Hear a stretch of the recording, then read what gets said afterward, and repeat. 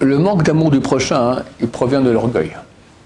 Pourquoi aujourd'hui il y a tellement de problèmes de shalom bayit, de paix dans les couples?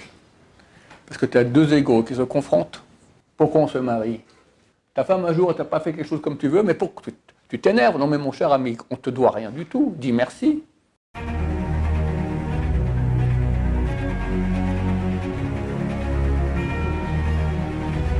La question de Gamliel. Comment faire pour aimer son prochain comme soi-même? Comment faire pour aimer son prochain comme soi-même? C'est une question à laquelle je ne peux pas tellement bien répondre parce que je ne suis pas du tout à ce niveau-là. On va essayer ensemble de réfléchir. D'abord, il est clair qu'on ne peut pas aimer tout le monde de façon égale. Les gens qu'on va aimer plus, comme moi-même, comme mon petit doigt du pied, et d'autres comme ma tête, comme mon corps. D'accord? C'est clair qu'en fonction de la proximité, comme ça. Mais il faut aimer tout le monde, il faut aimer Am Israël. Et Rabbi Akiva a dit, c'est la loi de base de toute la Torah. Parce que, à la base, le peuple d'Israël, c'est une seule entité. On fait tous partie de la même âme du premier homme. Et dès lors, vu que nous sommes unis, c'est normal qu'il y ait de l'amour entre nous. C'est pas normal qu'il y ait de la haine. Et Dieu est très à cheval, si on peut dire, sur ce principe.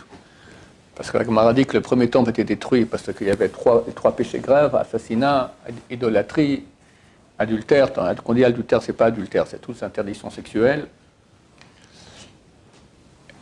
Et le deuxième temple était détruit à cause de la haine gratuite entre les Juifs. La Gemara pose la question, lequel est plus grave? Elle répond, regarde, le premier temple a été reconstruit après 70 ans. Il y a eu le deuxième temple. Et le deuxième temple n'a pas encore été reconstruit. Ça fait 1950 et quelques années qu'il n'a pas été reconstruit. Donc on voit que c'est beaucoup plus grave. Le manque d'amour du prochain, il provient de l'orgueil. Quelqu'un de humble, vous remarquerez, si vous voyez les gens qui sont humbles, ils sont tout de suite aimés par tout le monde. Parce qu'on ne ressent pas son orgueil, on ne voit pas qu'il est en concurrence avec nous. Quand je vois quelqu'un qui est orgueilleux, mon orgueil à moi, je ne peux pas supporter ça parce que c'est comme si je vois un concurrent. Et bien sûr, de là, il n'y a pas beaucoup à faire pour passer à la haine, gratuite. Donc si on veut commencer à pouvoir aimer tout Israël, aimer plus ceux qui sont proches de nous, on doit travailler beaucoup sur la hanava, l'humilité. J'ai l'habitude de dire Zichroné Livracha, de mémoire bénie. D'accord? Parce que c'est très rare l'humilité. Alors on va dire, on va essayer de travailler qu'on soit un peu moins orgueilleux.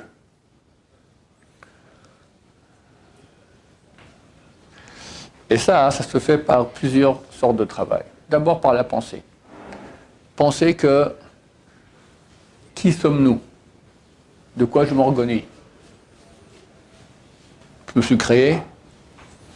J'ai des qualités, mais c'est moi qui crée ces qualités, c'est Dieu qui m'a donné.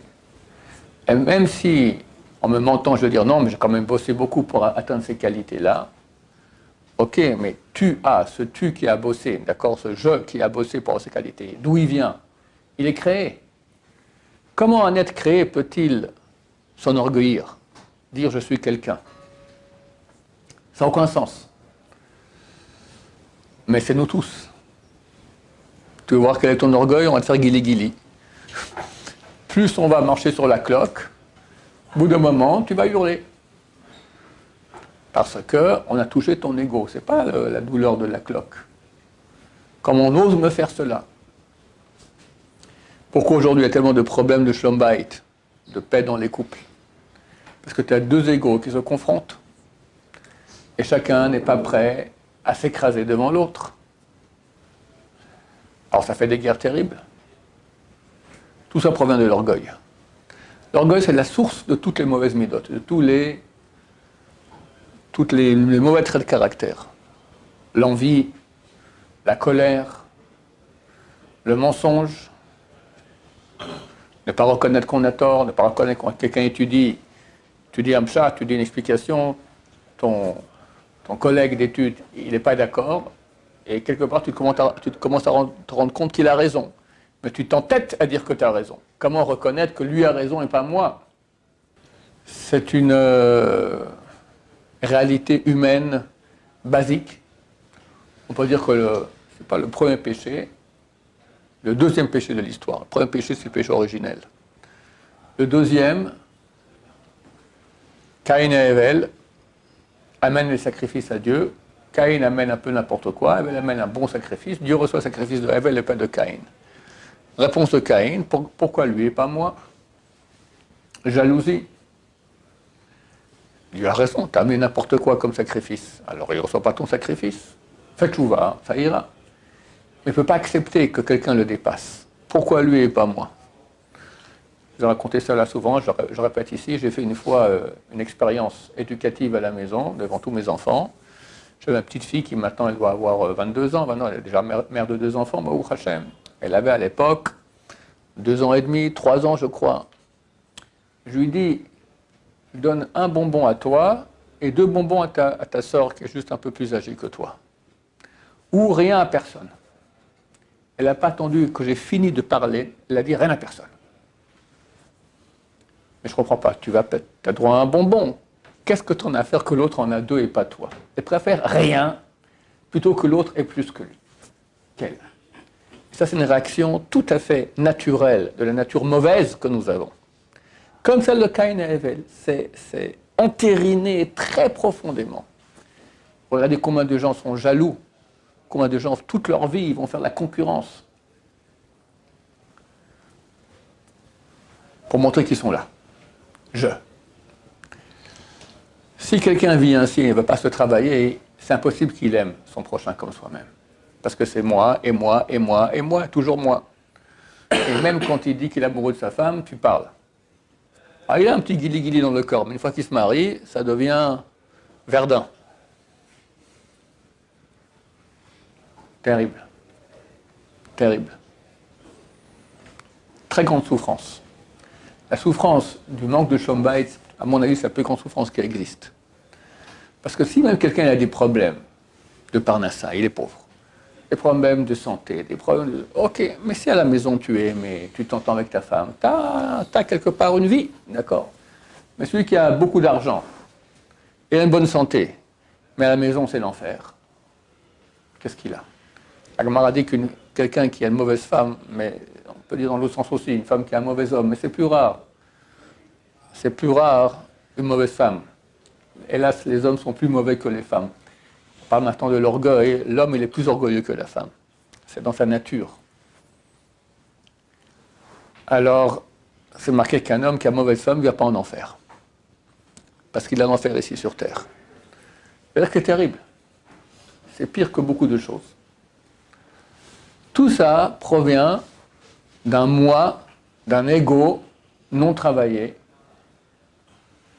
qui ne veut pas accepter de s'abaisser devant son conjoint ou devant son collègue. Si quelqu'un va travailler la hanava, l'humilité, alors comment on fait? Premier point, comme je dis, d'abord comprendre qu'on n'a pas droit à dire qu'on est quelqu'un, parce qu'on n'est pas. On n'est rien du tout, on est créé, moins qu'un moustique.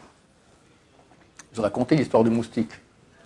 Agmar a dit, si quelqu'un s'enorgueillit, on lui dit, qui es-tu? Tu es moins qu'un moustique. Parce que dans la création, plus on avance, plus on s'éloigne de Dieu, de la création elle-même. Tu es le dernier.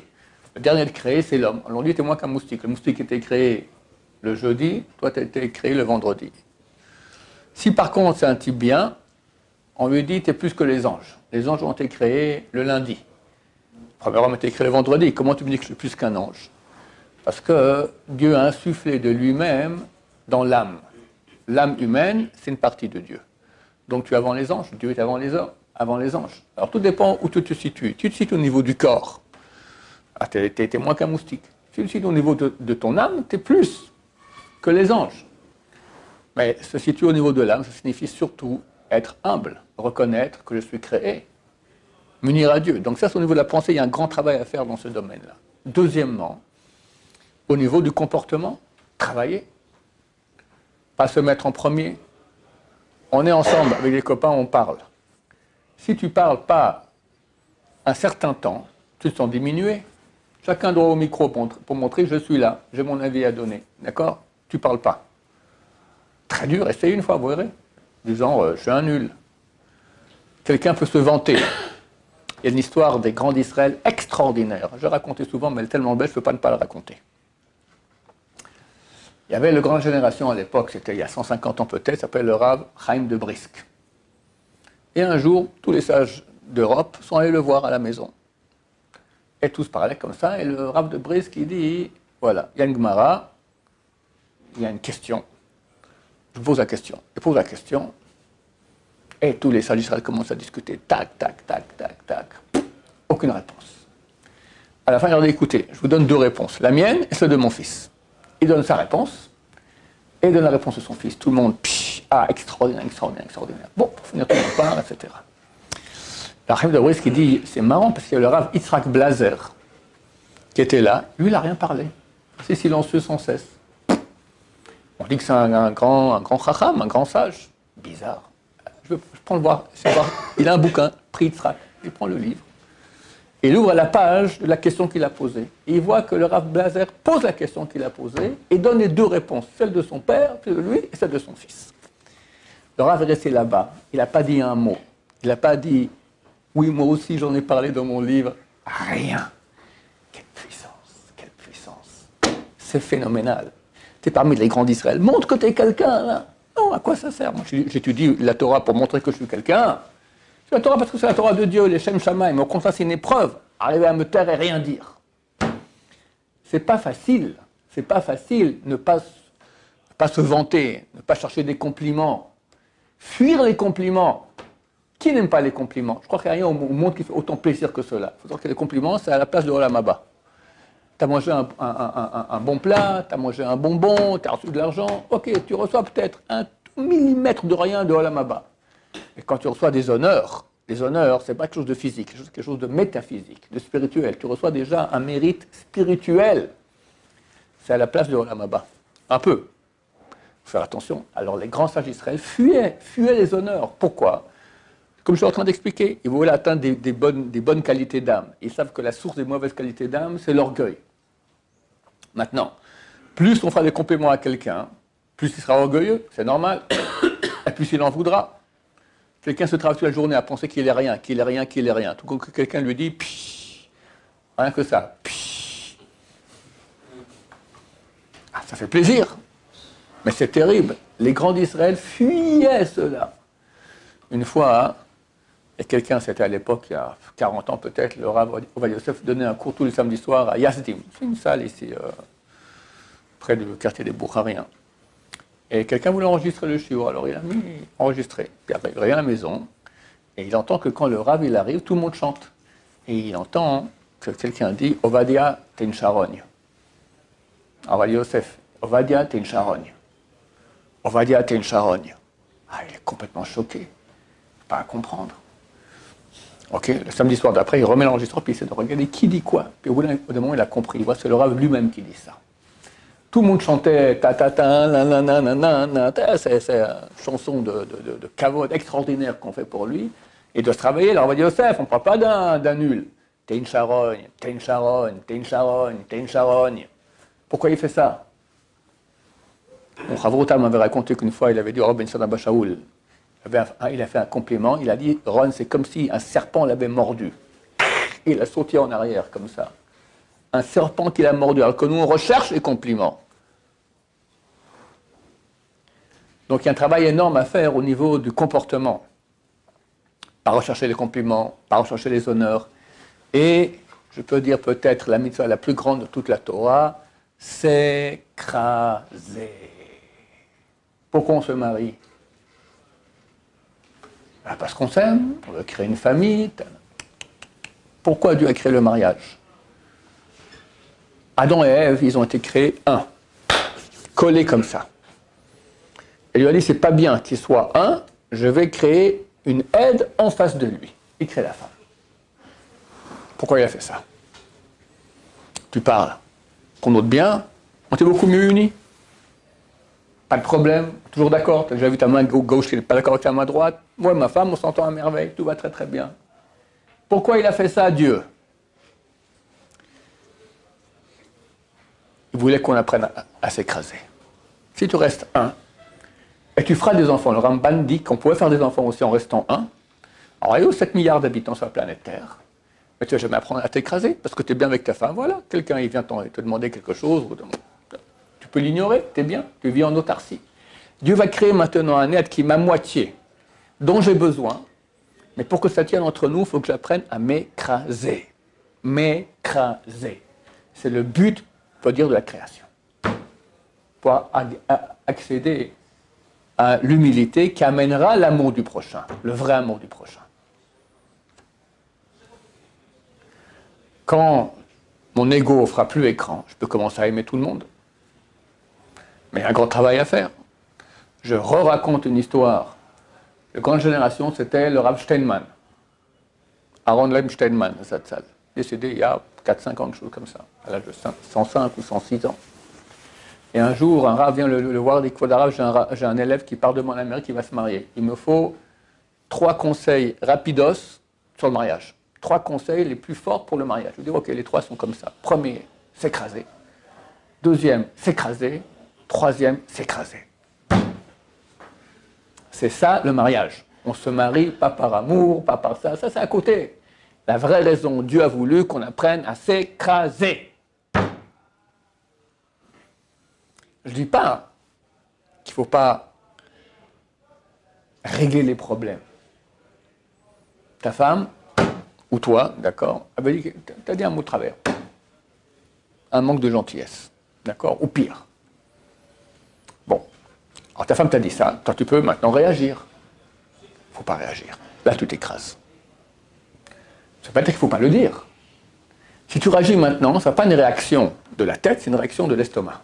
Ton ego était touché. Et tu parles avec ton ego. Qu'est-ce que ça va faire? Ça va réveiller l'ego de ta femme. Et on commence. Ping-pong, pétanque, et ben, on finit avec missile balistique. Tu t'écrases. Tu dis, écoute, bon, on n'en parle pas maintenant. 2 jours passent, fini, oublié. Là, t'en parles. Je ne dis pas qu'il ne faut pas parler. Il faut parler, mais quand tu vas parler, ce ne sera pas avec les nerfs, ce ne sera pas avec l'ego, avec la tête, intelligemment. Ma chérie, tu es une femme extraordinaire, tu mets une bonne tartine de compliments. Je dis, la dernière fois, tu m'as dit comme ça, c'est un peu dommage, on veut vivre en paix, etc. Essaye de faire attention la prochaine fois. Oui, tu as raison, mon cher mari. Et tout est réglé. Donc, je ne dis pas qu'il ne faut rien dire. Il ne faut pas réagir sur place. Et là, c'est dur, parce que notre ego qui a été touché, il réagit. L'humilité, c'est écraser l'ego. Écraser l'ego. Voilà, si on fait ça, l'amour sera possible. Et il faut commencer par l'amour de son conjoint. Pour ça, il y a une chose qui est super importante. Aussi une chose que notre ego nous empêche de voir. C'est la reconnaissance du bien qu'on nous fait. On doit aimer Dieu. On a parlé l'autre jour. Comment on fait pour aimer Dieu? Voir tout le bien qu'il nous fait. Tu as un corps qui fonctionne de façon extraordinaire. Tu as une âme. Tu as un sens à la vie. En plus, on t'a créé juif. En plus, tu as la chance de connaître Dieu, connaître sa Torah. Qu'est-ce que tu demandes de plus? C'était le top de l'humanité, le top de tout, à l'image de Dieu. Pour voir ça, il faut d'abord voir le bien que les gens nous font. Les sages Israël ont dit une chose qui nous dépasse totalement. Ils disent, celui qui n'est pas reconnaissant du bien qu'on lui fait, arrivera à ne pas être reconnaissant du bien que Dieu lui fait. Je peux vous dire, à mon avis, je parle pour moi, on n'a ni ça, ni ça. Ni ça, ni ça. Parce que et au contraire, quand ça ne va pas, Dieu, je ne suis pas d'accord. C'est quoi ces manières? Pourquoi tu me fais ci? Pourquoi tu me fais ça? On met Dieu sur le banc des accusés. Et à la maison, tout nous est acquis. On a droit. Ta femme, un jour, elle t'a pas fait quelque chose comme tu veux, mais pour que tu t'énerves. Non, mais mon cher ami, on ne te doit rien du tout. Dis merci. Dis merci. La reconnaissance du bien pour le bien qu'on nous fait, c'est une chose super, super basique que les grands d'Israël avaient tous, de façon exacerbée, très, très puissante. Une fois, le Rav Shach, il avait une chavruta avec, je crois que c'est le Rav Eisler. Il arrive en retard. Il lui dit, je m'excuse, j'étais en retard, j'étais à pied jusqu'à une ville pas trop loin là-bas. Je suis revenu à pied. Et pourquoi? Il y a un homme qui est décédé là-bas, et puis j'avais un karatatov. J'avais reconnaissance du bien. Quand j'étais jeune, je suis à la yeshiva, il n'avait rien. Il y a la yeshiva, il habitait là-bas, il dormait là-bas, il mangeait là-bas, il n'avait pas de maison. Une pauvreté terrible, le Rav Shach. Et une fois, j'avais extrêmement froid, et il est venu, il m'a mis un manteau sur moi, pour que je me suis endormi comme ça. Alors je suis allé à son enterrement, j'avais Karatatov. Alors Heiser lui dit, oui, mais pourquoi tu vas à pied? Va en bus. Tu prends le bus, tu reviens en bus. Il dit, tu comprends rien à Karatatov, à la reconnaissance du bien. Le Rav Shach, pour reconnaître, ressentir qu'il avait la Karatatov, la reconnaissance du bien, il est allé à pied. Il revient à pied. Et quelqu'un lui dit, mais prends le bus. Il dit, tu n'as rien compris ce que c'est que la Karatatov. Vous comprenez où on en est, nous? Rien que dire merci, c'est pas facile. Regardez les petits-enfants. On doit les habituer à dire merci, ça passe ce que c'est. Tout leur est dû. S'il vous plaît, Bevakasha, s'il te plaît, merci. C'est des choses qu'il faut leur éduquer, que ça rentre bien. On t'a droit à rien. Et quand tu reçois, tu dis merci. Et nous, dans notre vie, on doit dire merci sans cesse pour tout. Combien de gens nous font du bien toute la journée? Avoir la reconnaissance du bien pour cela. Si on se rendra compte de tout le bien que les gens nous font, on va les aimer. C'est évident. Quelqu'un te fait du bien, tu l'aimes, c'est normal. Ce qu'il faut, c'est enlever cet écran-là.